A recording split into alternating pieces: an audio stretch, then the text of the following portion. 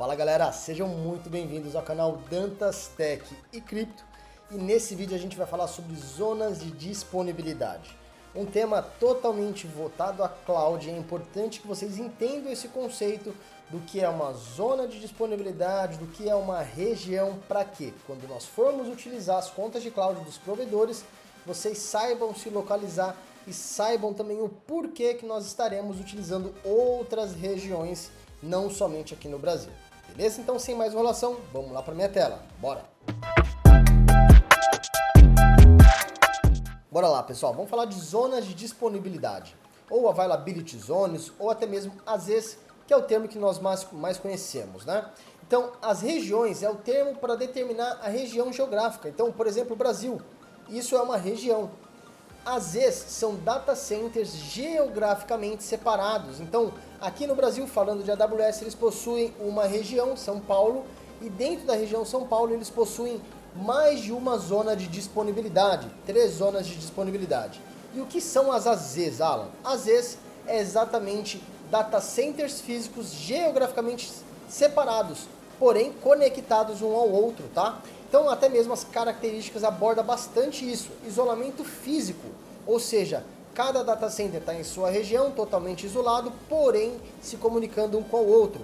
Que já puxa o segundo item, que é a interconexão.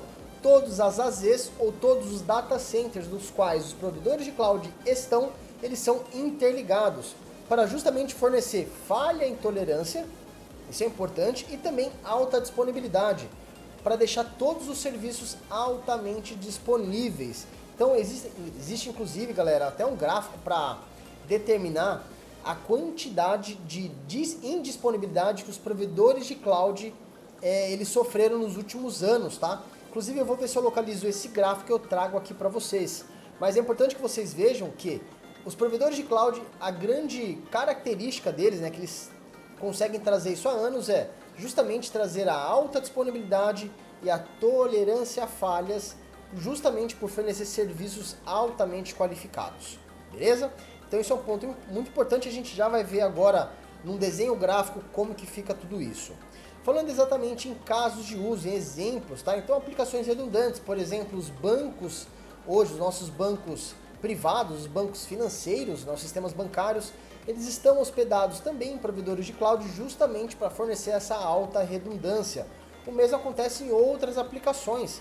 Um exemplo muito prático disso é o próprio Netflix, que inclusive ele é totalmente desenvolvido e hospedado dentro da AWS e ele fornece ele consome, na verdade, né, todos os recursos de AWS para fornecer alta disponibilidade para todos nós usuários, beleza?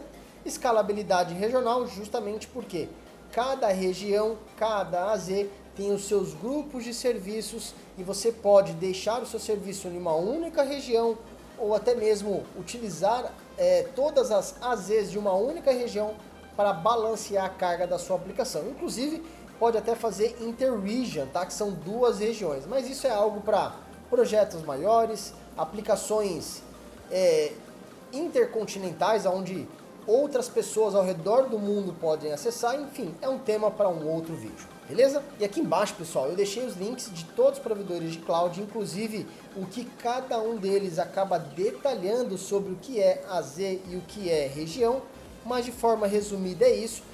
O único diferente, tá, que tem nomenclaturas diferentes, é a própria Oracle Cloud, porque eles não chamam as AZs, eles chamam de Availability Domains. Ou seja, é a mesma coisa que zonas de disponibilidade, porém em uma outra nomenclatura.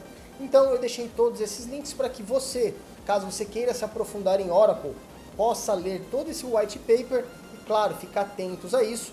Nós temos do Google, da AWS, como eu já trouxe aqui para vocês, né, todo esse exemplo para ficar fácil. E aí eu vou abordar a questão aqui da Microsoft Azure, pessoal. Por quê? A Azure, inclusive, eles deixam uma imagem que exemplifica isso muito fácil. Inclusive, eu ia até preparar essa imagem no nosso Cloud Draw.io, porém, como eu vi essa imagem aqui da Azure, eu preferi utilizar justamente para facilitar a nossa explicação. E essa imagem eu vou colar no nosso white paper lá, que eu vou deixar disponível para vocês.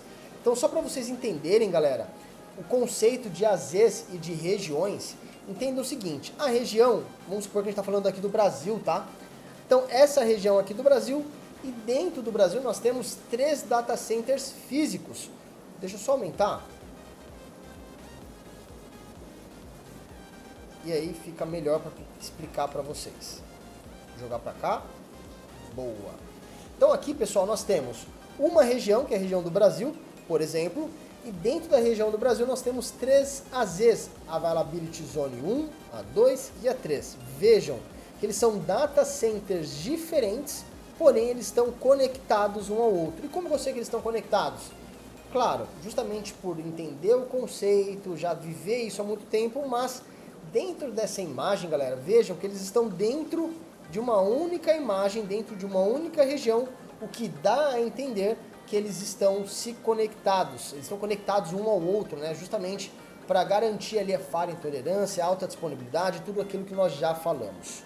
Beleza? Esse vídeo foi rápido, mas para explicar esse conceito para vocês, porque quando nós acessarmos as contas dos provedores de cloud, vocês vão ver que a gente vai selecionar algumas opções diferentes, algumas regiões diferentes, e aí sim já vou explicar o motivo.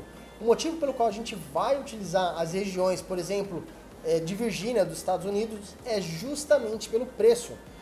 A região de Virgínia dos Estados Unidos, como a gente vai começar pela AWS, é uma região que ela é principal em termos de lançamento de produtos e serviços, onde a maioria dos produtos são lançados nessa região, são consumidos nessa região, e o portfólio, a abrangência que eles têm é muito maior. Só para vocês terem noção, a AWS possui mais do que 3 AZs em Virgínia, justamente pela alta procura dos serviços e produtos que elas lançam lá, tá bom?